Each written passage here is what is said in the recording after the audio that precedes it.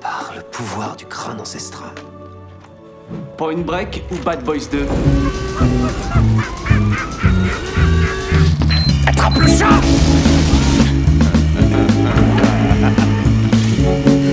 Et cette fois, John Wayne ne s'éloignera pas dans le soleil couchant avec Grace Kelly. C'est Gary Cooper, connard.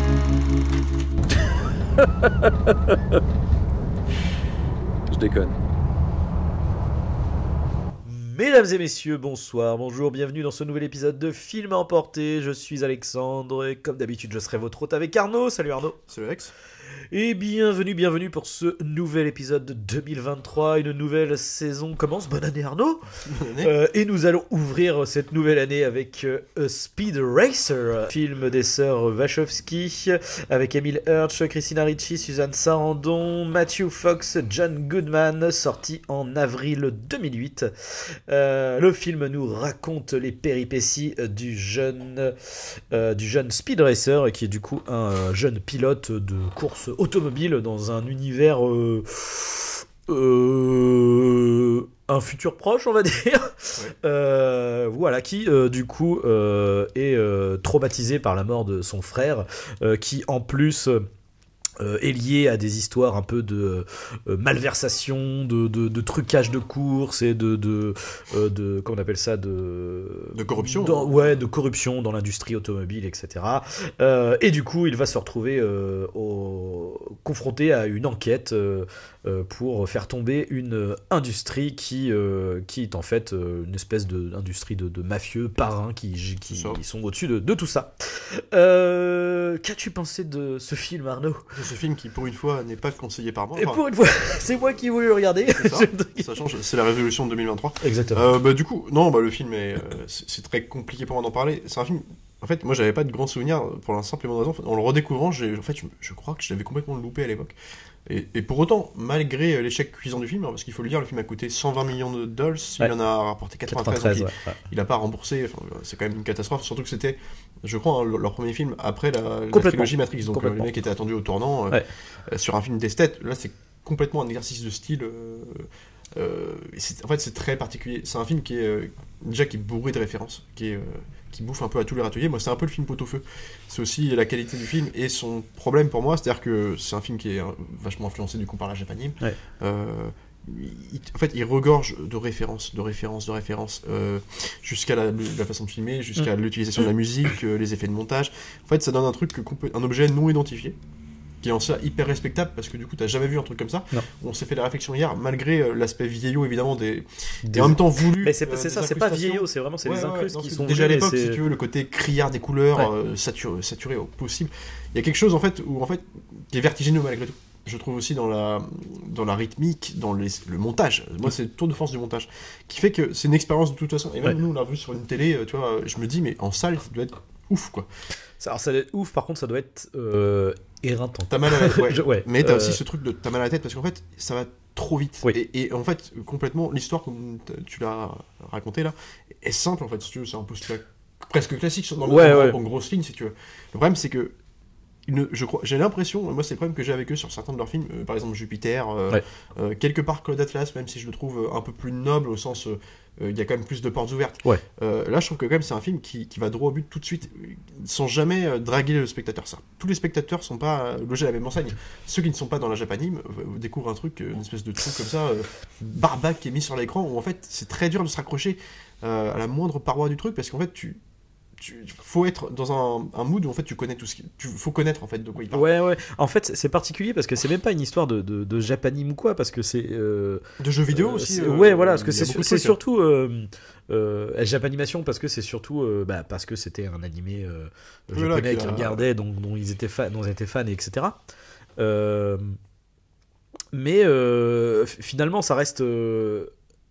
C'est assez bizarre en fait. Je pense qu'ils ont voulu coller à ça, mais en voulant s'y coller. Des codes, en fait, ils ont vraiment fait quelque chose. Elles ont vraiment fait quelque chose de complètement différent et unique. Encore une fois, ce truc de tu n'as jamais vu ça ailleurs. Parfois, peut-être qu'il y a des raisons, mais en tout cas, oui, ça rend cet objet complètement unique. Après, mais j'ai pas la référence du modèle d'adaptation. Enfin, du coup, à quoi il c'est un vieux dessin animé. J'allais dire graphiquement, ça se reproche plus d'un Olivier Tom, tu vois, dans le chara design, tu vois, des trucs. Donc c'est pour ça, en fait, c'est pas. Après, je connais pas, j'ai pas vu, j'ai juste vu des extraits, des génériques, ce genre de choses.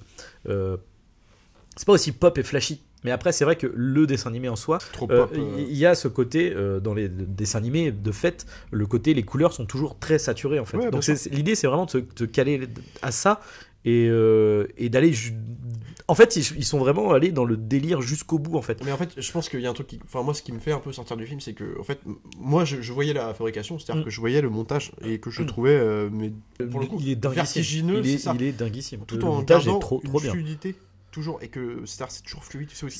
Ça reste très lisible. Énormément d'éléments à l'image, les séquences s'enchaînent, mais à la vitesse de la lumière, et pour autant, tu sais à peu près, tu sais, même la spatialisation, tu sais où sont tout le monde, tu sais les enjeux, tu comprends vite, donc ça c'est hyper agréable sur un truc comme ça, qui est quand même un gros, comment dire, c'est un pot-au-feu, quoi, donc c'est un truc de 2h15, qui est quand même un truc, c'est un gros socle, quoi, faut se le bouffer, quoi. Je trouve que c'est quand même fluide, ça c'est le tour de force du film, et ça c'est dû au Wachowski. Pour autant, je trouve qu'il y a des choix artistiques, et c'est aussi le problème que j'ai avec eux sur certains de leurs films, et déjà qui se pointaient dans les suites de Matrix, par moment, c'est pas toujours égal à ce niveau-là. Il y a des fautes de goût inhérentes à des choix esthétiques, à des choix de fond aussi. Là dans le film, c'est vraiment, par exemple, tu vois, je pense qu'il aurait gagné à être un film d'animation numérique, tu vois, avec un truc qui... Parce que en fait, là, tu vois, en fait, le film souffre d'un effet d'incrustation évidemment voulu, parce que c'est un choix très, tu sais pas, presque un univers de pâte à modeler, mais de dessin, tu sais, c'est très bizarre. C'est vrai que ça donne un côté pâte à modeler. Ouais. Voilà. Comme on disait, ça ressemble à Big Bug de Jeunet, avec un côté des décors très plastiques, très. C'est ça. Mais pour autant, à côté de ça, comme on est dans des acteurs, c'est un film live, mais avec des acteurs en réel, en dur, dans des décors en dur aussi, il y a du studio. Je sens toujours le décalage, je vois le studio, genre des décors de maison, où, là aussi hyper pop, tu vois, avec d'un coup une scène d'effets spéciaux. En fait, mais pour te faire croire à un univers, je trouve que ce parti pris esthétique de ne pas avoir tout fait en numérique, ou soit de ne pas avoir tout fait en dur, ce qui aurait été hyper laborieux. Et je trouve que je ne peux pas croire à l'univers. Et le problème, c'est que c'est un film d'univers aussi. Et du coup, je vois la dichotomie, je sors du film, et du coup, je ne regarde que la force de son montage, de sa mise en scène. Et encore, donc, qui est super louable et qui est super intéressante, du coup. Et en même temps, je trouve que, contrairement au Matrix, où malgré des scènes d'action qui se ressemblaient dans les chorégraphies, en tout cas, il y a toujours un angle différent. Là, je trouve que par moments, ils répètent. C'est voulu aussi par le choix esthétique d'un japanime, tout ça, mais malgré tout, je trouve que dans le film, ça me sort. Non, puis même c'est trop répétitif. Du côté aussi. Des effets de manche, des effets de mise en scène, de montage qui sont toujours les mêmes, en fait. Souvent, même s'ils sont faramineux, tu vois. Je trouve que, il y a un moment. Soit le film aurait dû être plus court, soit, tu vois, ou un peu plus généreux dans ces parties pris-là, quoi. Plus court, c'est quand même compliqué, parce que mine de rien, l'histoire, j'allais dire toute simple qu'elle est quand même dense, dans le sens où... c'est-à-dire, elle englobe beaucoup d'arcs narratifs de personnages. Voilà, c'est-à-dire qu'en fait, elle est simple dans le sens où on a déjà vu cette histoire-là, je veux dire, ça reste une histoire de mafieux, de retournement de situation, de telle personne. C'est un peu presque même film d'espionnage, en fait, c'est avec tu pourrais te dire, genre, ah putain, en fait, lui, c'est un agent double, ou c'est un truc comme ça. Donc il y a un peu ces gimmicks-là, quoi. Ouais. En plus d'un arc narratif qu'on appelle ça, j'allais dire, de films de sport, tu vois, de montée, tu vois, vers la gloire, etc. Donc en fait, c'est des trucs qu'on a déjà vus, donc qui sont simples en ça, mais en revanche, tout mélangé, effectivement, ça devient quasiment du film choral à certains moments où tu suis plein de personnages dans toutes les directions. Donc en ça reste quand même compliqué à suivre. Donc ce qui est compliqué, c'est que 2h15, ça reste short en vrai. C'est-à-dire que c'est un problème je dirais pas de rythme, dans le sens où le film passe super vite. Non, c'est agréable. Mais c'est que c'est un patchwork. En fait, tu vas avoir 4 séquences d'action, c'est trop lourd. Qui s'enchaînent à la vitesse de la lumière. En fait, il n'y a pas vraiment de morceau de bravoure, dans le sens où en fait, moi, il n'y a pas une scène vraiment plus qu'une autre. C'est quand même la course de l'avant-dernière course là, dans le truc de glace. L'avant-dernière course, c'est sympathique aussi, mais parce qu'elle change avec le décorum. Mais la course en elle-même est filmée. Enfin, je veux dire, mais t'as les petits effets de phare qui font. Il y a des effets de lumière qui sont super, c'est sûr. Mais en fait, je sais pas. En fait, il y en a tellement trop de scènes d'action. Elles sont tellement hors normes, plus, et enchaîner toutes très vite, les unes après les autres, qu'en fait, elles sont moins amenées, ça n'a pas le temps d'être amené. Ouais. Là, c'est pas le combat par contre, des agents Smith de Matrix 2, ou la scène de l'auto, là tout va trop vite, en fait, du coup, et donc c'est en même temps un gain dans la rythmique, mais... C'est en ça que je te dis que 2h15, c'est short, parce qu'effectivement, ce que manque ce film, c'est oui, comme effectivement, tu as raison, c'est de placer les enjeux, ce qui fait que le côté émotionnel et passe un peu à la trappe, alors qu'il est là, tu vois, c'est-à-dire que dans ce que ça raconte, etc., avec le mec qui se retrouve confronté à la réalité du terrain, de la réalité, lui il arrive plein de rêves dans ce truc-là en se disant j'adore, enfin l'esprit du sport, quoi, on lui dit souvent t'es un artiste, voilà, et qui se retrouve factuellement devant le truc de non mais en fait mec c'est qu'une histoire de gros sous, enfin tu sais la désillusion, quoi. Et donc tout ce truc-là est hyper intéressant, mais c'est vrai que c'est comme tout va trop vite, tu t'as pas le temps de digérer l'émotionnel.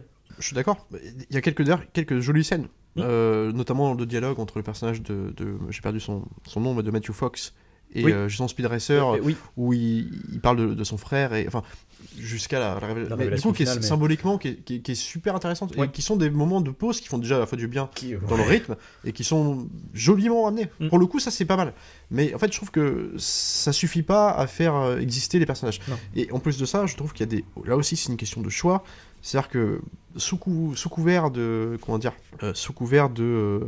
d'imposer la japanime dans un univers cinéphilique comme le film, le fait avec des personnages tout en outrance et compagnie, je trouve que c'est inégal là-dessus, parce qu'on a toute une famille donc composée, donc John Goodman qui fait le père, Sarandon, qui sont des super acteurs et qui se défendent dans le film si tu veux, mais qui jouent de manière plutôt sobre quelque part. Même Emile Hirsch, c'est ça. Fox, et puis on lui fait un psychicomique qui est son frère, mais qui n'est pas qui est dans sa famille, donc en fait la rupture de ton marche pas, parce que c'est pas comme dans Star Wars où tu vois c'est pas la même espèce, enfin ou alors c'est des gens qui gravitent mais qui n'ont rien à voir. Le singe n'est pas de la même espèce. Non, mais ce que je veux dire c'est que même dans non mais le gamin, oui, je comprends, je vais prendre un truc tout con, l'Arme Fatale 2 par exemple, quand t'as un Joe Pesci, c'est un mec qui découvre, c'est un nouveau étranger, c'est pas un mec de leur univers directement, tu vois, et là je trouve que ça interfère, ça crée un parasite, c'est un parasite qui interfère dans le truc. Du coup, j'y crois plus, je trouve chiant, agaçant. Et le ton est effectivement extrêmement. Il est criard, et au-delà de ça, il est, il est mal dirigé, parce que il y a criard, mais c'est de l'absurdité poussée à son extrême. C'est vraiment pas possible. En réalité, je pense pas qu'il soit particulièrement mal dirigé. Je pense vraiment que ça. Parce que vraiment, je reconnais des archétypes de personnages. Non, même le personnage du méchant, j'ai envie de te dire. Pour que ça puisse marcher, parce que le personnage du méchant n'est pas subtil, parce que c'est vraiment le riche mania corrompu, mais qui le joue de façon genre Kevin Spacey dans Superman Returns, tu vois. Sauf que là, c'est pas Kevin Spacey dans Superman Returns. Là, c'est quand même une espèce de niveau. Et ce que je veux dire, c'est que ce qui me dérange là-dedans, c'est que du coup, le personnage d'Emile, pour que ça marche, cette approche-là, faut qu'Emile Hirsch soit aussi que son jeu. Soit il faudrait qu'ils soient tous sur la même ligne, sur une ligne qui fasse en tout cas penser que tout cet univers coïncide bien ensemble, tu vois. Là c'est pas le cas en fait, donc du coup entre justement la rupture entre les effets visuels qui sont presque omniprésents dans le film, et c'est parce que c'est normal, c'est ce que raconte le film, et en même temps cet aspect studio qui arrive comme un cheveu sur la soupe, et aussi ces ruptures de ton entre les jeux des acteurs et je crois jamais à l'univers, du coup ça me sort toujours l'univers et je suis spectateur de la forme, qui est bien, mais dans un gros patchwork comme ça, j'ai l'impression de voir un exercice de style qui n'a pas été cadré par un producteur qui pourtant joue à Silver, quoi. Complètement, mais en même temps, parce que là tu sens bien que c'est elles sortent de Matrix, qui est quand même un succès, même si le 2 et le 3, le succès est un peu relativisé, mais je pense que pour la Warner, ça a été une révolution aussi dans la pop culture. Voilà, c'est ça. Donc je pense qu'ils leur ont dit genre c'est bon, allez-y quoi, faites-vous plaisir quoi. On connaît la façon de procéder de Joel Silver, c'était à l'époque de Die Hard, c'était vous faites péter le toit, enfin c'est quand même, donc en fait c'est toujours la surenchère plus. Elles ont dû arriver avec leurs histoires de donc en fait les voitures elles vont faire des trucs comme ça, des machins, ils devaient être là vas-y trop bien, les voitures elles vont sauter, elles vont faire des et puis le choix du moi ce que je peux imaginer dans leur jusqu'au boutisme dans la fabrication, j'imagine que le choix du casting est lié aussi à la décision des producteurs, genre des Joel Silver qui ont dit on va prendre Emile Hirsch, là vous nous faites un truc qui est tellement étranger à l'univers qu'on connaît tous. Je pense pas, parce que le personnage de ça me paraîtrait pas surprenant dans la série, dans l'animé, il me semble que c'est vraiment c'est vraiment l'histoire c'est vraiment le jeune gosse. Enfin, tu vois, Emile Hirsch, il a quand même ce truc on disait, il ressemble un peu à Leonardo DiCaprio, tu sais, ce côté un peu éternel jeune, tu vois. Ouais, qui dort, qui vieillit jamais, lui. C'est incroyable, parce que il a pas une carrière, c'est incroyable. Il a été poussé aussi. T'avais Into the Wild, je sais plus, dans les mêmes années, c'était vraiment un mec qui était qui partait pour une carrière de fou, quoi. Ouais. Et il s'est posé après. Ou moi, je l'ai revu marché, uniquement, en tout cas, mais il a refait d'autres trucs derrière. Mais moi, je l'ai revu. Ce qui m'a marqué, c'est son truc Gender Identity, là. Oui, avec qui Brian était Cox, très bien, carrément. qui était plutôt sympathique, quoi, dans l'approche. Mais je veux dire, c'est vrai que c'est pas un mec que tu vois beaucoup, quoi. Non. Et qui a une sorte de charisme, comme tu le dis, à la DiCaprio. C'est un mec que t'aurais pu voir même à la place de Tobey Maguire dans Spider-Man, tu vois, à l'époque. Tu vois, moi, ça m'aurait pas du tout choqué. Il aurait fait un très bon Peter Parker. Donc c'est bizarre, ouais, c'est curieux. Et Goodman, moi, ça me fait toujours plaisir de le revoir. Pour une fois, Suzanne Sarandon, c'est vrai qu'elle est Sarandon, très bien aussi, qui est super, ouais, qui vieillit pas. Ouais. Dans le film, c'est pareil. Hein, Et Goodman, qui est plutôt. Moi, j'aime bien quand il joue un peu le rôle du padre. Il a souvent le rôle du père aussi dans les films, tu sais, du mec. Et là, il joue moins de son autorité dans le film que d'un mec qui est plutôt soucieux de protéger son fils en permanence et d'enquêter avec lui sur le patriarche. Le patriarche, voilà, droit dans ses bottes, mais qu'on va pour la blague de temps en temps utiliser dans les scènes de baston en faisant un truc grandiloquent avec lui.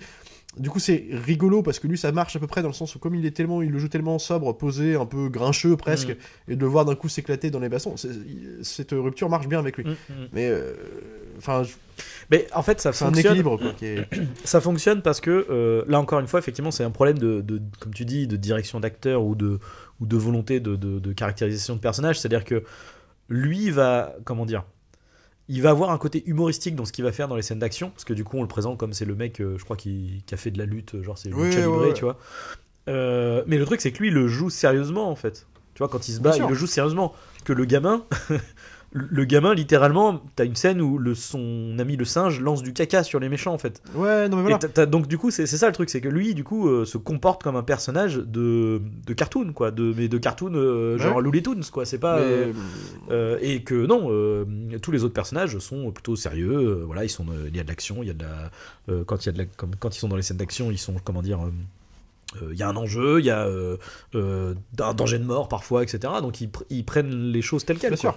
Le film en lui-même est vendu aussi quelque part, pas comme une blague, mais j'ai envie de dire comme un truc qui est. Un peu si, complètement. Ouais, mais tu vois, genre de terminer son film sur un générique vivant avec le singe qui fait n'importe quoi. Moi je trouve qu'il y a quand même une note d'intention qui est un peu. Mais qui est à l'image en fait du gosse et du singe en fait. Ouais, le générique il me fait penser à la séquence où du singe et du gamin qui sont dans les locaux de l'industrie là, qui se barrent en mode. Avec cette séquence what the fuck où ils sont dans la voiturette là. Puis qui est mal joué, qui est mal joué parce qu'on peut jouer criard surjoué genre théâtreux là, c'est juste là c'est pas possible quoi. Après c'est voilà, direction d'acteur déjà c'est compliqué avec les enfants, c'est ouais non mais j'entends bien mais je trouve que c'est mais oui du coup ça pose un problème ça le personnage du gamin en fait il sert à rien.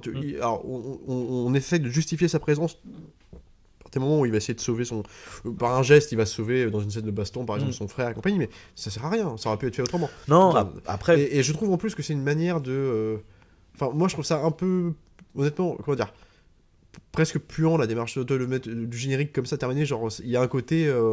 On est des artistes déchaînés qui font notre truc, tu vois, à notre sauce comme on veut. Ouais, et puis on vous jette ça à la gueule. Mais en même temps, comme le caca du singe. Non, mais tu vois, je trouve qu'il y a un truc de. Mec, attends, c'est pas parce que tu viens de te taper la trilogie. Là, fais à nous un truc au moins qui soit tenu, quoi.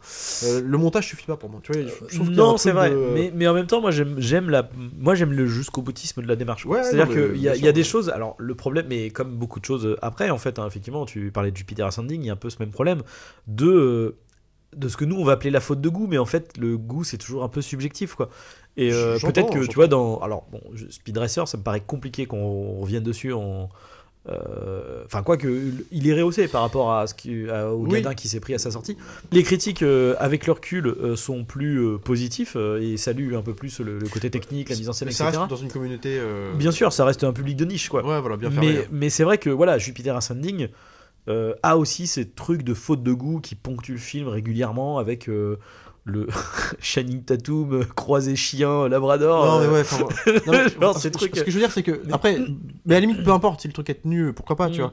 Mais le truc c'est que genre un truc comme Speed Racer, moi j'ai l'impression de voir des mecs qui comment dire, qui nous offrent une prouesse technique hallucinante. Après, je pense qu'ils se sont fait plaisir aussi, quoi. Moi, personnellement, j'ai quand même l'impression que les que les nanas se soient éclatées à faire ça, quoi. Non, mais c'est un film récré qui et en même temps propose quelque chose qui est révolutionnaire techniquement à l'époque. En tout cas, dans le montage, tout ça, il y a des trucs de ouf. Mais ce que je veux dire, c'est que sous réserve de ça, justement, d'apporter cette nouvelle technicité, cette nouvelle vision aussi du cinéma, je trouve qu'il y a quelque chose qui se repose trop sur sa laurier, tu vois, dans le sens où, bah ouais, mais le film n'est que ça. En fait, c'est que comment dire, un patchwork de scènes mortelles sur scènes mortelles, mais qui ne sont tenues par aucun socle.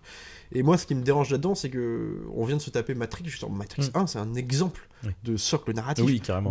Et tu vois, et là, ça fait vraiment le film récré entre deux gros projets, quoi. Malgré, encore une fois, ce qu'il propose techniquement, moi, j'ai pris comme ça. Je suis pas sûr que ce soit l'écriture le problème. Hein. Je vois des nerds. C'est la direction artistique la problématique. Ouais, mais je vois des geeks qui s'auto-congratulent de leurs propres références. Moi, c'est ce qui m'a dérangé dans le film.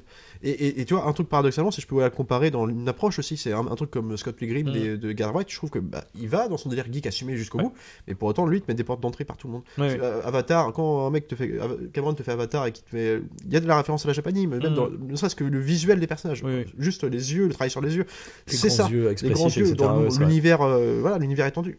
Pour autant, il veut être sûr que voilà, donc les grands-parents peuvent rentrer dedans, donc on va mettre l'arc émotionnel, l'arc de la famille, on va te mettre les enfants, et voilà. Mais en fait, on peut dire c'est plus facile, c'est imparable comme approche, d'accord, mais ça marche, tu vois. Là, j'ai l'impression de voir un truc. Alors pourquoi pas ? Moi, je suis premier à kiffer des trucs de. J'ai plein. On a dû d'ailleurs en faire dans les podcasts des trucs qui sont bien particuliers, que nous on va adorer dans notre sphère privée, tu vois. Mais c'est que là, je trouve que avec les moyens du truc, la force de proposition que pouvait avoir le projet, je trouve que c'est trop refermé sur une communauté particulière, tu vois. Je suis partagé parce qu'effectivement, à la fois, ça donne un côté un peu de presque d'élitisme quelque part dans le truc, parce que du coup, ça veut dire, c'est ça. Ça veut dire que si t'as pas les codes, tu rentreras pas dedans, etc. Et en même temps, encore une fois, c'est que comme il y a tellement un côté unique à ce truc-là, en même temps, j'ai quand même envie de saluer quelque part la démarche jusqu'au boutiste. Ouais, voilà, non, mais faut quand même avoir un certain bagou, quoi, pour porter ce truc-là, arriver avec 120 millions de boules le bagou, et sortir le truc. Il sortait des Matrix, donc bon. Ouais, mais du coup, tu vois, ça permet quand même de sortir un objet, tu vois, qui est. Non, mais qui est non identifié. On sait pas trop ce que c'est.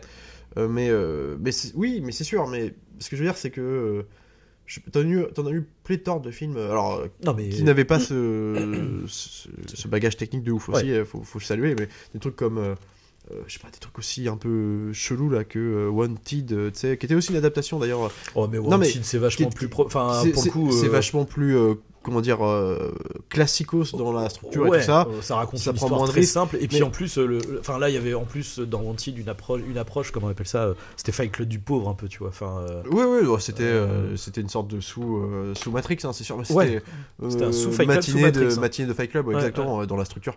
Mais ce que je veux dire, c'est que tu vois, un film comme ça, c'est pas.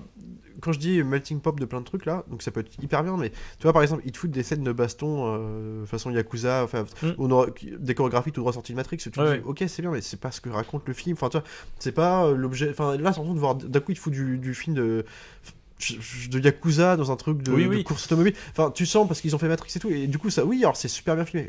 On le disait d'ailleurs, les scènes d'action, elles sont imparables. Mais je sais pas, tu peux pas faire un truc plus tenu déjà. Et puis surtout, la volonté des réalisateurs, c'est aussi de faire intégrer cet univers-là à des gens qui ne connaissent pas le truc aussi, tu vois. C'est aussi leur faire aimer, tu vois. Quelque part, je suis pas sûr, en fait. Parce que dans ce cas-là, la démarche, je la trouve un peu. Je sais pas, enfin, c'est dur d'entrer dans le truc, quoi, pour certains qui, comme moi, tu vois. Moi, je suis pas dans cette référence-là, j'ai envie d'aimer. Tu vois, je me dis, mec, ouvre un minimum de portes, quoi, tu vois, un minimum, tu vois. Si tu me prends des mecs comme Matthew Fox, si tu me prends des mecs comme John Goodman, c'est pour faire aussi entrer les gens. C'est vrai, dans ce cas-là, tu prends des acteurs. Donc je suis partagé, c'est aussi pour ça que je parlais. Je me disais, est-ce que c'est pas des producteurs qui ont choisi aussi un peu. Parce que là, enfin, j'ai du mal à me dire si. J'ai du mal à dire si j'ai aimé le film pour ce jusqu'au boutisme de fabrication, ou si en même temps il m'a mis un peu sur le carreau parce que déjà c'est exténuant, et puis en plus c'est soutenu par pas grand chose, quoi. Genre émotionnellement, je suis pas d'émotion. Ça reste comme une fresque, hein, quelque part. Ouais. En fait, encore une fois, je vais me répéter, mais en fait c'est tellement c'est une expérience au sens comme tu dis, c'est sensoriel, presque. Oui, bizarre, moi je salue et j'apprécie la démarche expérimentale qui parfois est réussie, comme on dit. Voilà, le montage est quand même hallucinant. Ça reste une prouesse. C'est un tour de force. Ils avaient plus rien à prouver à ce moment-là. Et encore une fois, là, ce qui est ouf, c'est que c'est vraiment une approche du montage à la fois en amont et aussi après, quoi. C'est-à-dire que là, c'est vraiment l'amont. Elles ont pensé le montage en amont et c'est et du coup au rendu final c'est fluide, c'est hyper lisible, malgré ces trucs qui partent de partout, etc. Et du coup ça veut dire qu'elles avaient conscience de ce qu'elles faisaient, tu vois, qu'elles avaient conscience que ça allait être hyper péchu, c'est le cas de le dire, que ça allait être brouillant dans l'image, mais du coup c'est Mais ça, c'est ça très fort. Ce que je trouve dommage dans ces projets-là, c'est que tu sens l'amour du genre de ces réalisatrices. Et en fait, tu te dis, mais à aucun moment j'ai l'impression qu'elles essayent de le faire partager aux gens. C'est-à-dire de leur faire adhérer au truc, tu vois. Je trouve qu'il y a tellement c'est tellement une entreprise, de faire du mauvais goût quelque chose de comment dire, presque lucratif. Enfin, tu vois ce que je veux dire, il y a un truc je pense pas, parce que pour le coup, enfin, je pense pas que ça a été une volonté de vendre le truc, tu vois. Tu vois, je trouve qu'il y a quand même l'effet. Enfin, tu vois, tout est fait pour. Tu trouves ça chelou à l'image, tu vois, et pour du coup créer un univers par rapport à ça, parce que tu t'en rappelles, mine de rien. Mais en même temps. Je sais pas comment dire, il manque un souffle épique, parce que c'est épique, parce que ça raconte malgré tout, c'est quand même un chemin initiatique du héros qui a son frère qui est décédé, ça reste une quête, qui a son frère qui est disparu et qu'on veut reprendre le flambeau. Ça reste merde, ça reste Matrix en fait. Mais ça reste Matrix, mais il y a même un peu de Star Wars là-dedans, directement. Tu vois, le mec qui venge un peu dans Star Wars, c'est ses parents, mais là, enfin. Je trouve que ça aurait pu gagner en force émotionnelle, et surtout un truc comme ça où t'as envie de vomir ton amour du truc sur pellicule, et que les gens aiment ton truc, ou en tout cas se permettent de faire connaître ce truc là. Je trouve que c'est pas la bonne façon de faire, quoi, tu vois. Enfin, je trouve que c'est Scott Pilgrim, il le faisait à sa façon. Il y en a plein de films comme ça après, mais je pense qu'elles ont tenté en fait. Moi je pense que c'est un peu un coup de poker, c'est-à-dire je pense qu'elles se sont dit moi, je vois deux artistes un peu on y va à fond. On y va à fond, on est libre, on y va. Donc du coup, ça a la problématique, et c'est encore une fois ce qu'on dit aussi souvent, c'est là que un bon producteur, et pourtant Joel Silver d'habitude il est quand même plutôt derrière ses projets. Il avait fait du rollerball aussi. Enfin, je crois qu'il a fait des conneries aussi. Oui, bien sûr. Puis là, il a pas toujours fait des c'est sur la fin, tu vois, quelque part. Donc voilà. Mais ce que je veux dire, c'est qu'effectivement là, c'est ce moment souvent où on se dit il y a des personnes qui ont besoin d'être cadrées à un moment donné, quoi. Et effectivement là, ça aurait fait, je suis d'accord, mérité de quelqu'un qui leur dise les filles, faut y aller mollo. Faut y aller. C'est bien, partons dans ce truc, dans ce délire là et tout, mais il faut qu'on se calme un peu, quoi. Quitte à partir peut-être sur une histoire plus simple, peut-être qu'il aurait mieux fallu qu'elle parte juste sur une histoire de course, tu vois. Bien sûr, mais moi je pense que en fait ce qu'il aurait fallu, c'est un film d'animation. Je suis désolé, alors animé ou un truc un peu... pour moi c'est une histoire, en fait pour moi c'est pas une histoire esthétique, ou pas forcément animation, mais tout CGI de toute façon, mais ça le Ready Player One, je trouve qu'il y a un truc qui me... La faute de goût est inhérente au fait de la présence de comédiens dans un décorum comme ça. Enfin, je trouve que c'est... Puis en plus, de te les faire surjouer plus, parce que justement, t'as l'impression qu'eux-mêmes ne croient pas à leur univers, et du coup, parce que du coup, c'est tellement kitschoun que vas-y, on va vous faire jouer ça comme ça, pour donner l'impression que... Je suis partagé. Moi, honnêtement, je pense pas que l'esthétique soit un problème dans le film. C'est pas que ce soit... C'est que ce soit... Comme je dis, c'est bruyant, quoi. Mais c'est bruyant même à l'image, en fait, tu vois. Il y a trop de choses. Pour moi, c'est ça le problème. Et en fait, tu le fais en image de synthèse, c'est pas beaucoup plus... pour moi, ça serait pas beaucoup plus lisible, et ça serait pas beaucoup moins agressant, en fait. Je pense un peu à... Je sais plus, on discutait... alors que j'aime beaucoup le dessin animé Spider-Man, là, Into the Spider-Verse. Et on en parlait avec quelqu'un qui disait que c'était bien, etc. Mais par contre... tout le délire à la fin avec explosion de couleurs, machin et tout, c'était un peu too much, quoi. Oui, mais bien sûr. Et le truc, c'est que tu vois, en l'occurrence, c'est que quelque part cette scène-là de Into the Spider-Verse, c'est qu'il faut se dire que Speed Racer, c'est ça sur 2h15. Mais tu vois, c'est pour ça que le faire en dessin animé, ça change pas le fait que ça soit bruyant, tu vois. Tu vois, tu parlais de cet aspect d'explosion de couleurs de Into the Spider-Verse, là. Dans le film, il y a des moments où en fait, dans des effets de montage d'accidents de bagnole, de voitures retournées, en fait, les transitions images vont se faire avec des espèces d'effets. Alors, ça va jouer sur des jeux de flou, sur le fond, le passage avec de personnages de rapidité sur l'écran, comme on peut voir dans les cases, d'une bande dessinée ou un truc. Donc, il y a aussi de la bande dessinée, il y a du jeu vidéo, donc il y a beaucoup de choses. Mais des fois, il te fait des effets. Alors, t'as un effet que tu vas avoir une fois dans le film, c'est-à-dire un effet de, tu sais, j'ai perdu le terme, pardon, mais tu sais, de quadrillage colorimétrique là, tu sais, bizarre, qui font comme un zoom dézoom, tu sais, espèce de truc kaléidoscopique là. T'as ça une fois. Alors à un moment, t'as ça à 1h50 de film. Alors oui, les faits, ça donne un truc fun à l'avant, mais tu le verras plus. Enfin, du coup, c'est vraiment un truc, tu vois, on pose là parce qu'on a l'idée. Tu vois, genre, vas-y, c'est cool, c'est fun, et bim. Oui. Alors, ça donne un effet mortel. Encore une fois, pour moi, c'est ce truc de cadre, quoi. C'est un vomi d'influence, bien fait, bien digéré, mais simplement pas structuré, quoi. Donc du coup, t'as un truc, tu fais, vas-y, ça c'est pas mal ce moment, il va te le refaire plus tard du coup développer une efficacité par rapport à ça, un tempo par rapport à cette idée de séquence. Bah non, c'est apparu une fois parce que sur l'idée de ce moment, bah c'était cool, c'était fun, tu vois. Et bah oui, alors oui, des fois ça marche. Il y a des moments dans le film où c'est le montage à double truc, donc forcément, mais je sais pas, enfin c'est vraiment un brouillon quoi. Pour moi c'est un brouillon. Oui, mais c'est ça. Et je trouve que c'est pas forcément super pardonnable des mecs qui ont fait Matrix juste avant quoi. Matrix 1 c'est quand même un exemple de structure. Après, je veux dire, tu peux te. Ouais, tu peux. Quand t'as fait Matrix, tu peux te rater aussi. Tu peux expérimenter, mais là je trouve que c'est quand même. Le pari est trop. Il y a un truc genre on est. Enfin moi je l'ai pris comme ça si tu veux. On est des artistes, on est au summum de notre truc, quoi. On vient de faire Matrix, on fait ce qu'on veut, puis ça va être compris parce que quelque part on est au-dessus du lot, quoi. Il y a très certainement une histoire d'ego là-dedans, c'est sûr. Moi je vois pas un truc comme un truc très créatif, je vois comme un truc de vrai projet mégalo, tu vois. Vraiment. Oh, je pense quand même. Oui, non mais je pense qu'il y a ça. Et d'ailleurs, je pense que ça les a desservis. Pour le coup, c'est ce qui, pour moi, explique aussi une partie de l'insuccès du film. Comme si, tu vois, on est sûr, on a fait la trilogie Matrix, là, on va faire ce qu'on veut. Ouais, mais l'échec cuisant rappelle que, bah non, mec. En fait, c'est pas un. Enfin, comment dire. Je sais pas, trouve-moi un réalisateur qui a pas d'ego, quoi. Enfin, en fait. Ouais, non, mais bien sûr, mais. Tu vois, même dans Mais bon, c'est ce que j'ai ressenti, en tout cas, en termes de ressenti du film. Mais oui. Bien sûr qu'ils ont tous l'ego, des mecs comme Nolan, ils ont un ego surdimensionné. C'est ce qui fait. Et ça se voit, tu vois. Mais Tenet, c'est le même problème. Mais c'est ça. Il expérimente à fond son truc, ça marche pas, bah, gros four. Là, il va revenir avec un truc classique. Tu vois, pour le coup, Tenet, pour moi, mais beaucoup plus. C'est pour ça que je pense quand même que l'idée, quand même, de faire un truc. Fun pour elles, c'est extrêmement fun ce qu'elles ont fait. Je pense qu'elles ont pris du plaisir à faire ce film, si tu veux. Sauf s'il y a eu des problèmes de production. Après, ça, j'avoue que j'ai pas vu ou j'ai pas entendu parler de ce genre de choses. Mais Tenet, c'est l'ego de Nolan d'abord et après le film, tu vois. Ouais, mais tu vois, quand le problématique de Tenet, c'est que explicitement, textuellement, le film te dit, t'as vu, c'est compliqué, hein. C'est chaud à comprendre. Que là, t'as vraiment ce truc de c'est une course, quoi. C'est-à-dire que tout est monté comme. Du coup, ça va trop vite, mais t'as ce truc de. Il faut. Par contre, c'est effectivement, c'est comme tu dis, du coup, c'est fermer les portes aux gens parce que c'est tu rentres dedans ou tu rentres pas, quoi. Il faut que tu prennes le truc et il va falloir que t'encaisses 2 heures. On va aller à fond la caisse parce qu'on est dans une course et on y va, quoi. Pourquoi pas, tu vois, mais en fait, ça dépend aussi de comment c'est digéré à l'écran, si tu veux. Tu vois, un film qui est dans exactement ce principe-là de vas-y, je mets aucune porte d'entrée, je vais à fond dans le tas et puis on verra bien.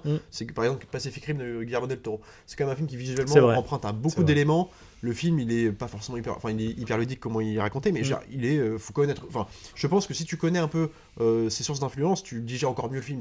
Mais pour autant, le film, j'ai trouvé hyper. En fait, dans sa simplicité. Si tu connais pas les kaiju, dans sa simplicité du truc, de narrative et de ce qui est montré, simplement cette cohérence visuelle de début jusqu'à la fin, ça marche, tu vois. Et là, tu peux me foutre un mec comme Ron Perlman avec maquillé comme pas possible, et ça marche. Et là, c'est juste qu'il y en a tellement de partout, quoi. Puis en plus, mais genre, ça vomit, tu vois. Ça transpire même de les aisselles, mais tu vois, c'est comme le caca du singe. Enfin, tu vois, c'est mauvais goût. Oui, en fait, c'est tellement tout le temps. Moi, c'est ça le problème, c'est qu'en fait, en vrai, le côté too much, j'aime bien.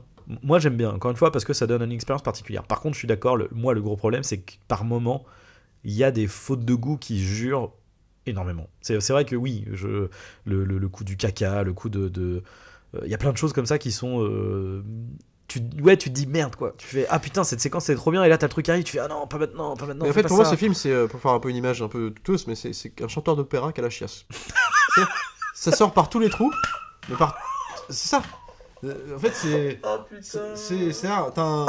Ça sort par tous les trous, de partout. Alors après, faut adhérer. Si t'aimes sa voix, ce qui sort de sa gorge est très bien, mais si t'aimes pas le caca, ce qui sort de son trou de balle, t'as pas envie de le voir. Et tout le film, c'est ça. Je suis désolé, mais c'est vrai, quoi. Et alors, je sais bien que le goût c'est subjectif et compagnie, mais il y a un moment, c'est tellement tout le temps. Tu sais qu'il y a des gens qui aiment le caca. Je sais, mais voilà, c'est ça. Et c'est là où je dis que c'est mégalo. C'est que les mecs. Tu vois, on se cadre. Il y a des règles aussi à respecter, tu vois. Après, Tenet, si tu veux, c'est un peu le même problème, mais il s'est pris un four cuisant aussi. C'est pas uniquement. Enfin, il s'est pris un four. Non, Tenet, il est rentré dans ses frais, faut pas déconner. Mais attends, moi je dis il s'est pris un four. Enfin, en tout cas, populairement, il est pas forcément hyper apprécié. Non, pas du tout. Surtout, il a marché aussi parce qu'il sortait du coup. Enfin, c'était post-Covid, les gens retournaient au cinéma pour ça. Je veux dire, bon, il y a quand même eu un retour critique qui était vraiment, pour une fois, pas terrible pour Nolan, quoi. C'est vrai. Donc, je pense pas que ce soit dû au simple fait que ce soit compliqué. Je pense qu'il y a aussi une approche qui est trop poussée à l'extrême. extrême. Oui, et oui, c'est vrai. Les gens c'est vrai. vraiment s'en rendent compte, tu vois. C'est vrai. Il y a des anti-Nolan aussi qui existent avant, mais aussi depuis Tenet. C'est vrai. Parce que tu sens là la mégalomanie du mec. Quoi. Ouais. Dunkerque, c'était déjà un peu le cas. Même si pour le coup, il y a des trucs que j'aime bien dans Dunkerque. C'est que Dunkerque a plus maîtrisé. Quoi. Mais c'est plus maîtrisé. Mais il y avait déjà aussi un peu ce truc de je suis plus malin que tout le monde, tu vois. Pourquoi pas, quand c'est dans un cas d'un truc hyper généreux comme un truc comme ça peut encore, moi je défends encore le film sur le fait que ce soit hyper généreux et que je préfère qu'il y en a partout qui tâchent que quand il y a rien. Mais c'est juste que tu vois, ils ont fait Matrix avant quoi. Moi c'est pas, en fait c'est comme si tu me mettais Matrix, tu vois, genre on a fait notre chef-d'œuvre, on fait un truc un peu on fait ce qu'on veut, maintenant on est des grands artistes et puis on fait notre truc récréatif là. Je trouve la démarche un peu puante, tu vois. Malgré ce que ça propose de cool, tu vois. Ouais, non, moi je sais pas, ça me choque pas. Et quand j'y repense, parce que tu vois, moi je l'ai vu qu'hier avec toi, du coup, hier c'était pas forcément l'approche que j'en avais, je trouvais ça plus fun que. Mais c'est en y repensant. Toi, je trouve ça bizarre, tu vois. Et en même temps, on te prend des acteurs classiques, tu vois, genre qui parlent à tout le monde. Et puis dans un truc comme ça, tu te dis, bon, c'est tellement jusqu'au boutiste qu'on va te les mettre à contre-emploi. Bah non, tu vois, ils sont tous dans leur rôle un peu naïf, bizarre, tu vois. Donc je trouve ça chelou, quoi. Enfin, je sais pas. On a d'un côté les méchants qui sont très méchants. Alors tu te dis, bah, dans ce cas-là, si l'approche est tenue, on va faire des gentils très gentils, puis on va faire un truc complètement manichéen et assumé. Mais les gentils sont beaucoup plus nuancés. Enfin, tu vois, genre Emile Hirsch, les discussions qu'il a avec Matthew Fox, qui sont des jolies scènes, mais du coup, que t'as pas envie de voir dans un film avec des méchants comme ça. Enfin, tu vois ce que je veux dire, c'est presque des scènes mortelles qui pourraient donner un souffle émotionnel presque épique, tu vois. Comme je pense à, comment il s'appelle, Luke Skywalker, tu vois, quand il part de chez lui, il voit ses parents, enfin c'est presque aussi épique. Ah bah t'as même le parcours initiatique du bonhomme. T'as littéralement la scène de Luke. Écoute la force, Luke. Ouais, non mais voilà, enfin tu vois, écoute ta voiture, Speed. C'est bizarre quoi, t'as l'impression qu'il y a deux projets qui se tirent la bourre tout du long quoi, un film classique et puis le jet de caca du singe quoi. Enfin, pour moi, je pense qu'ils ont utilisé cette structure de film classique pour moi, c'est leur manière de simplifier leur truc. Mais non, pas pour justifier, je pense pour simplifier le truc, quoi. Pour simplifier leur délire et pour. Je le vois plus comme ça. Mais. C'est sûr, il y a des moments dans le film. Enfin, je trouve pas que ça soit puant. Je pense pas que ça soit une non, démarche. Mais, j'en rajoute des kilodons après, mais. Je sais pas comment dire. Je trouve pas que le film soit insultant, tu vois. Mais c'est pas tellement. Moi, c'est pas. Enfin, quand je dis puant, j'en rajoute des kilodons, c'est pas tellement ce que je veux dire. C'est juste que. Ouais, je trouve qu'il y a un moment, ils ont été trop. Mettre de leur propre projet. Enfin, tu dois être cadré quand tu fais un film. Genre, un minimum, t'as des mecs qui sont des super exécutants qui font des films de ouf, avec des visions de ouf à chaque fois. Ouais, mais. Putain, là je trouve que c'est pas rendre service aux médias d'origine, quoi. Tu faire un truc comme ça, aussi fermé. Après, en même temps, je peux comprendre aussi que les producteurs aient laissé faire parce qu'en fait, je pense que déjà Matrix, ils y bitaient rien en fait. Quand elles sont arrivées avec ce projet-là, quand elles sont arrivées avec Matrix, ils ont dû regarder le truc, ils ont dû faire du super-héros, il y a de l'animé japonais, du jeu vidéo, il y a avec du néo-noir, les mecs ils étaient là en mode genre waouh, du coup je comprends pas ce que vous faites. Ouais, mais le truc a cartonné et je pense que là ce qui s'est passé c'est qu'ils ont toujours rien bité au projet qu'elles ont amené. Ouais, et du coup ils ont fait bah écoutez ça a marché la dernière fois, allez-y on vous laisse quoi. Sauf que voilà, la différence c'est que Matrix c'était, on parle pas du même univers, mais en tout cas Matrix c'était hyper intelligemment écrit quoi. C'est-à-dire que tout le monde comprenait ce qui se passait, tout le monde s'est mis à s'intéresser. Tout le monde, le nombre de personnes que je connais qui trouvaient ça compliqué, mais non, mais c'est pas ça, mais que juste ils ont abandonné après, ils ont trouvé cool si tu veux, mais c'est en mode en fait j'ai pas compris ce que j'ai vu quoi. Oui, non mais ce que je veux dire c'est que ils ont quand même essayé de. Tu peux le revoir le film plusieurs fois pour comprendre. En tout cas, ils ont essayé de faire en sorte que tout le monde comprenne. C'est non, mais oui, bien sûr. Qui est quand même hyper compliqué sur le papier. Ça reste quand même fluide, tu vois. Et je pense que si les mecs que t'aimes ou que t'aimes pas, c'est juste un peu de concentration, de volonté, tu revois le film, tu comprends ce qui se passe. Bien sûr. Tu vois. Je dis pas que dans le 2, moi déjà, il y a des trucs mortels dans le 2, mais déjà dans le 2, le 3, ça commençait à devenir un espèce de truc où là, ça part un peu dans tous les sens par moment et ça offrait des scènes mortelles, tu vois. C'est toujours la même problématique. Mais tu sentais que ça commençait à devenir un peu un patchwork, quoi, tu vois. Et là,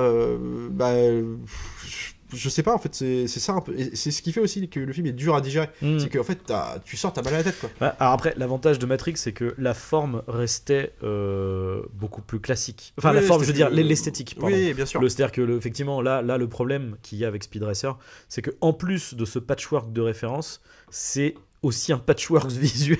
En fait, c'est ça. C'est effectivement. Ça en devient épileptique. Encore une fois, c'est ouais. Alors non, mais par contre, je suis persuadé. C'est un test pour l'épilepsie. Par contre, ça c'est sûr. Bah, j'avoue que le générique de fin, il était intenable. Il était intenable. Ça part. Et puis, c'est ça, ouais. Je sais pas. Enfin, après, faudra le revoir. Ça reste un film intéressant dans ce qu'il propose. De toute façon, c'est un film que tu ne vois pas, t'as jamais vu. Voilà, non mais oui. Et puis, donc rien que pour ça, c'est louable. Je le reverrai effectivement pas tous les 4 matins, mais je pense que j'y reviendrai parce que c'était quand même vraiment. En fait, du coup, mine de rien, visuellement, ça marque. Et encore une fois, il y a des séquences qui restent, quoi, tu vois. Alors, après, si je suis tout à fait honnête, justement, ce que tu dis, moi qui ai découvert le film du coup qu'hier. Malgré tout, et c'est pas l'affiche, c'est pas la campagne promotionnelle, parce que mine de rien, elle était c'était pas énorme en France. Je pense qu'après ils ont dû se dire comment on va faire pour vendre ce truc. C'est ça. je me rappelais du costume du mec après avoir vu le film. Je sens que je vais m'en rappeler. Le casque, même le X, enfin le caractère design de Racer X là. Ouais, mais voilà, tous les caractères design. Je trouve que oui, je vais me rappeler de beaucoup de choses, mais il n'empêche que, enfin, tu vois, je trouve que c'est une soupe, quoi, tu vois. Ouais, mais vermicelle, carottes, pommes de terre. Il y a trop. Ouais, puis il y a des dragibus dedans, il y a aussi des. Ça n'a pas l'ambition narrative d'un truc comme Cloud Atlas qu'on peut critiquer et compagnie, mais qui travaille sa structure. Tout le film n'est qu'une structure narrative. Ouais, après. Alors, c'est peut-être compliqué pour d'autres, mais il n'empêche que tout le travail du film, c'est là-dessus, quoi. C'est pas le. Là, c'est vraiment la pose créative. C'est le Grindhouse de Tarantino. Ouais, mais oui, mais moi, c'est pour ça que j'apprécie ça en tant que tel aussi. Parce que, très bon exemple, parce que tu vois, même Planète Terreur, bon après c'est pas effectivement quand on parle parce que bon, Rodriguez a déjà une carrière. Oui, si on parle je vais te parler de Sharknado, de Shark Boy, parce qu'il y a aussi ça dans le film. Oui, bien sûr. Oui, c'est vrai qu'il y a ça. Mais ce que je veux dire, c'est que Grindhouse, ce délire-là, il y a aussi un postulat de mauvais goût sur certains trucs, tu vois, qui sont un peu la démarche était aussi prétentieuse. Oui, c'est ça. C'est un peu cool parce que c'est Kurt Russell, mais enfin je veux dire, ça reste Kurt Russell avec une espèce de. Bon, c'est pas une coupe mulet, mais enfin tu vois le délire avec la sauce années 80. Regard, voilà, tu vois. T'as merde, qu'on appelle ça, la lap dance, tu vois. Enfin, c'est pas toujours de très bon goût, tu vois. Non, bien sûr. Mais ça passe parce que c'est Tarantino, parce que c'est plus. Là, c'est. Et d'ailleurs, c'était la période de Tarantino il fait. Bon, alors moi, j'ai appris avec le temps à aimer. J'aime bien maintenant le voir de la mort, même si. Mais malgré tout, parce qu'il est quand même aussi plus light dans tout. Mais il est quand même dans un projet mégalo. Quoi. Il fait. Et d'ailleurs, ça s'est ressenti derrière. Mais moi, après, oui, c'est vrai. Mais Inglourious Bastard, je trouve que les deux là. Je trouve que. Inglourious Bastard plus déjà. En fait, je trouve Grindhouse, mine de rien, plus honnête dans sa démarche que Inglourious Bastard. Inglourious Bastard, je trouve que ça se vrai. Tu vois, là je trouve qu'il y a ce que tu dis par rapport à la démarche puante et le truc un peu ça se veut cool, tu vois. Inglourious Bastard, ça se veut cool. Que dans Grindhouse, et du coup pour revenir à Speed Racer, je ne sens pas ça. Je pense pas, au contraire, je pense que Speed Racer, je pense qu'elles ont parfaitement conscience que ça va être compliqué à faire avaler cette pilule. Ouais, mais quand je dis prétentieux là-dessus, c'est pas déjà c'est inhérent au film, donc bon, c'est pas dans le cadre du film, donc de toute façon c'est encore subjectif tout ça, mais c'est pas le fait on trouve ça cool et on sait que c'est cool et tout ça, c'est que on a été rassuré par notre succès avec la trilogie Matrix, qu'il soit critique et public, et en fait on est des auteurs, ce qui est le cas, mais on est des auteurs qui pouvons faire ce qu'on on peut faire ce qu'on veut. Mais en même temps c'est ça qui me dérange, c'est que oui, tu peux faire ce que tu veux, mais je trouve que n'oublions pas qu'un film c'est aussi un cadre. C'est aussi imposer ta vision à des structures narratives codées, quoi. Enfin tu vois, c'est ça là c'est comme si je mettais tout sur la table et puis démerdez-vous. Je suis partagé parce qu'en même temps c'est clair que encore une fois c'est que ça ferme des portes et ça c'est jamais le truc le plus cool. En revanche, si c'est pas à ce moment-là qu'il faut le faire, je veux dire, elle l'aurait jamais fait. Tu vois ce que je veux dire ? Elles auraient jamais pu le faire après. Et d'ailleurs, ça leur a porté un peu préjudice parce qu'après, ça a été très compliqué. Ça a été très compliqué. Ouais, mais je pense que c'est le résultat de cette. Ouais, mais en même temps, tu peux faire exactement le même film avec juste en déblayant. Enfin. En élaguant un peu tes scènes d'action et au sein d'un récit un peu plus posé. Enfin, je pense que ça aurait été. Ouais, et oui, non, mais après, voilà, oui, mais après, tu peux refaire le film et que c'est mieux, c'est sûr, voilà. Mais en même temps, tu vois, si tout avait été trop déblayé, trop délayé, etc. C'est juste mesure après. Et en fait, il y aurait aussi un côté, peut-être, le film aurait ressemblé à peu près à n'importe quel autre film, quoi. Ouais, mais c'est un juste milieu, parce que comme tu dis, je pense pas que Joel Silver les ait fait trop fait chier sur le film, donc bon. Je pense que c'était juste, tu vois, le film dure 2h15, déjà je pense que tu peux retirer Ah, mais moi je suis pas d'accord. T'as forcément des scènes d'action retirées, tu vois, qui prennent trop de temps, qui sont alors superbement visuelles, mais je pense qu'il y a assez de propositions dans le film pour en faire un truc. Parce que comme il répète en plus ses effets par moment. Peut-être une course, peut-être la course Mad Max, c'est peut-être en trop. Ouais, parce que c'est pas. Alors là, en termes d'influence, moi, ce que je me suis dit hier, il y en a, t'as du Mad Max 2, le défi, avec. On est dans une espèce de décorum style Desert 2, avec désert, avec la poussière sur les véhicules, où d'un coup, t'as l'impression d'être dans une imagerie années 70, alors que tu es dans les 2000, je sais plus. Ouais, puis c'est très. Avec les lunettes contre la poussière, contre le sable. C'est aussi très les fous du volant. Ouais. Mais si tu veux, genre, par exemple, tu vois, un truc comme aussi con que dans Mad Max ou Mad Max Fury Road, même, genre, tu peux mettre un mec qui fait de la guitare électrique en feu sur une bagnole, ça n'a aucun intérêt dans l'histoire, c'est juste que ça participe à créer l'univers. Et dans le moment, c'est juste que c'est un plan, une image, tu fais ok, ces méchants sont comme ça, et t'as pas besoin de plus. Quand t'arrives dans les marécages où t'as des mecs en échasse qui marchent là, tu te dis, c'est une race, un plan. Tu les verras plus, mais en fait ça te donne une idée que le monde est infini, quoi. Et c'est tout, il va pas s'arrêter là-dessus. Là dans le film ils te foutent une course, enfin je sais pas comment expliquer, tu passes d'un monde à un autre avec des scènes d'action gargantuesques si tu veux, mais sans aucun pilier, t'as pas de pion, tu vois, pour dire comment fonctionne l'univers, tu vois. C'est comme si c'est comme si, regarde. Ouais, après ça c'est l'approche jeu de voiture, tu passes d'un stage à l'autre, quoi. Un monde, jeu vidéo, t'as plein d'extraterrestres différents par exemple. Tu ne t'intéresses jamais à leur monde, tu vois, à leur univers, juste ils sont là. Et puis alors, ils sont cool, il y en a qui sont bien faits, tu vois. Oui, alors c'est fun à l'image, tu vois, mais c'est quand même un monde que tu essayes de créer, quoi. Là, t'importes d'un univers de Japanime dans un monde de vidéoludique, donc à partir de là, essaye de... Alors c'est pas que un monde Japanime, encore une fois, c'est pour ça que je trouve que c'est compliqué, parce que... du jeu vidéo, il y a des trucs... Ouais, voilà, c'est même plus du jeu vidéo que... Genre, tu crées un univers. Oui. Tu vois, quand Spielberg fait Ready Player One, il t'explique l'univers. Alors c'est peut-être un peu facile avec une voix off au début, mais moi il essaye de t'expliquer un tout petit peu. Un petit peu. Là t'as plein de trucs différents, t'as plein de costumes différents, de personnages différents, d'univers, de décorums différents. T'as l'impression qu'en fait, on est d'un coup dans le désert, dans l'espace, mais t'as l'impression que ça se passe sur... c'est pour être à 100 mètres... Enfin, tu sais il n'y a pas dans l'espace, mais oui, je vois ce que tu veux dire. Oui. Et en fait tout est là parce que c'est fun, c'est beau, c'est stylé, c'est référencé et tout, mais tu sais pas, tu comprends pas. Enfin tu vois ce que je veux dire, c'est là où je dis que... Du coup, le film est un exercice physique qui est hyper bien foutu, si tu veux, qui est hyper fun, mais qui est absolument pas marquant parce que t'as pas cet ancrage-là émotionnel, cette puissance qui fait que le film s'élève, quoi. Alors, tu le retiens comme un film de garage fait par des geeks. Oui, je suis d'accord. Mais moi, pour le coup, c'est ce qui me plaît dans la démarche. Mais c'est louable par certains aspects, c'est sûr, hein, mais toi, je trouve que ça marquera pas comme un... Parce que je les compare les deux, parce que je trouve que c'est le même genre d'approche, et pas seulement visuel, mais même dans cette volonté de se servir de tes références geeks là, et de les mettre partout dans le film, et d'en faire une structure de récit cohérente, tu vois. Un truc comme Scott Pilgrim, je trouve que c'est beaucoup plus marquant. C'est le film, oui, c'est vrai que c'est le film le plus... C'est juste tenu, quoi. C'est juste... C'est dit Scott Pilgrim qui n'a pas marché non plus, hein, qui n'a pas marché non plus, c'est vrai, donc c'est pas l'exemple là-dessus, mais en tout cas, je m'en rappelle 10 fois plus de ça. Je sais que je vais m'en rappeler 10 fois plus, tu vois. Je sais pas, parce que c'est plus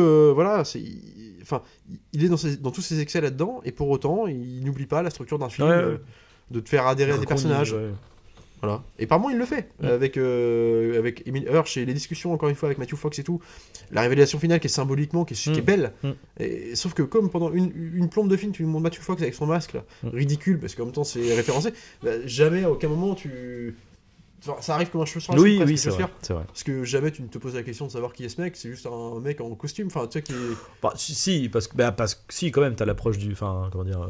Ça arrive vers la fin, quoi, mais je veux dire... Ouais.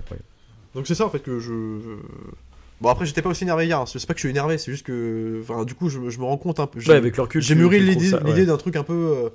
on ne tient absolument pas... On fait des trucs de geek entre nous, on veut plaire aux geeks, on veut absolument pas on veut absolument pas que les gens nous comprennent, tu vois, genre on est un peu à part. J'ai un truc comme ça que j'ai trouvé. Et je trouve que c'est pas l'approche pour un film.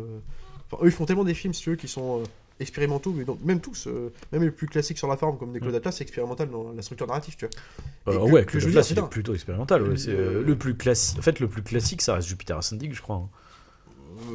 Ouais, quelque part, ouais. C'est juste la forme qui est... Voilà, du coup, c'est pareil, c'est au goût de chacun. Mais... Ce que je trouve, c'est que le fait que ce soit planté, je pense que c'est dû aussi à leur volonté de faire un truc fermé entre nous, quoi. Ouais, non, mais bien sûr. Non, mais c'est sûr.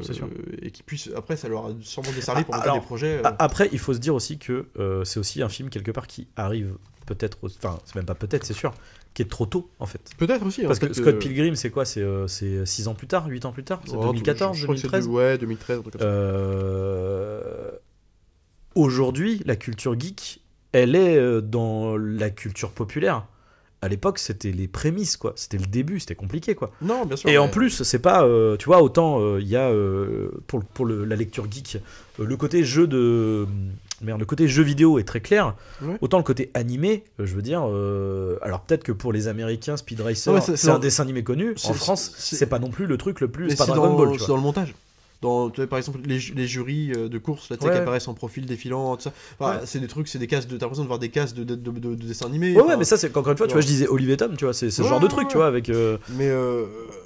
Où tu vois les plans dans le public qui sont là. Oh mon dieu, et Olivier, puis, quand il va arriver.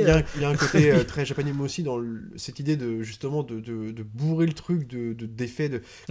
Oui. Quand je dis pot-au-feu, c'est aussi ça. Mais bien sûr. C'est souvent le cas dans les japonais. Mais encore une fois, par rapport à la réception critique, je pense encore une fois que ce truc arrive trop tôt, quoi. C'est-à-dire qu'elle l'aurait fait aujourd'hui. Bah tu vois, à la merde, Ready Player One, tu vois. Je pense que ça aurait marché. Ça aurait été fait aujourd'hui. Je pense que ça aurait été un plus. projet plus kitsch, donc moins de thunes, et ce serait pas sorti au cinéma, je pense pas. Je pense que ça aurait été Non mais admettons avec autant de budget, c'est ça que je veux dire, tu vois, c'est le même film, tu le sors aujourd'hui avec un peu mieux fait parce que du coup t'as les moyens mais pour moi ça aurait pas les fini mêmes en plateforme. C'est un film qui aurait fini en plateforme pour moi avec moins de thunes. Dans le ton, on est proche d'un Everything Everywhere. Attends, enfin le côté côté un peu hystérique parce que c'est ça en fait. Il y a vraiment ce truc. Ouais, mais toi, j'ai pas vu le Ivry, mais je suis sûr que ce film-là, il est plus posé que son univers est beaucoup plus construit. Oui, il est beaucoup plus posé. Malgré c'est vrai. Le bordel de la structure, c'est vrai. Tu comprends l'univers parce qu'il t'explique, j'imagine. Oui. C'est le problème de film. C'est vrai. Et je pense que c'est trop. C'est une patine, c'est trop. C'est un film que j'aurais vu sur Netflix, tu vois. Ça aurait pu être typiquement un film d'un autre pays là qui atterrit sur Netflix qu'on n'aurait jamais eu l'occasion de voir ailleurs. Ouais. Parce que c'est trop un secteur niche, tu vois. C'est un truc de vidéoclub, ça. Mais c'est encore une fois pour ça que je trouve malgré toutes les ça promesses louable d'avoir voulu faire, tu vois. Non mais oui. T'as 5 millions de budget, tu sors ça, quoi. Tu fais waouh. Je suis d'accord là-dessus. Non mais il y a quand même, bien sûr, cet aspect-là est pas à négliger, hein, mais. Ouais, voilà, c'est pas un film pour tout le monde, quoi. Je pense que si on peut conclure là-dessus. Non, mais en vrai, je pense que c'est quand même un film parce que c'est une expérience et vous allez probablement être rebuté, mais peut-être que vous allez kiffer en fait. Vous allez être déstabilisé, ça c'est le moins qu'on puisse. Et ça c'est une qualité, au moins tous les films n'ont pas cette qualité-là, donc ça c'est le cas. Non, c'est clair. Faut bien l'admettre. Il y a un truc couillu, voilà, là-dedans. Il y a une proposition de cinéma qui est là, indéniable. Après, c'est peut-être pas la plus universelle de toutes. Alors non, voilà, clairement pas. Il faut être prêt à savoir ce qu'on voit, quoi, aussi. Je pense. C'est ça. Après, le film te ment pas non plus, quoi. C'est-à-dire que tu vois la bande-annonce, tu vois, même ne serait-ce que l'affiche, tu vois. Bien sûr. Tu sais dans quel ton tu vas être tu vas être mangé, quoi. Enfin voilà, c'était notre avis, notre retour sur ce film qu'est Speed Racer. On se retrouvera du coup la prochaine fois avec un rythme un peu plus avec un rythme normal. On va essayer de repartir sur 2 épisodes par mois. Sur ce, continuez d'aller voir des films, c'est important. Commentez, partagez si vous avez aimé. Salut à tous et salut Arnaud. Salut Alex.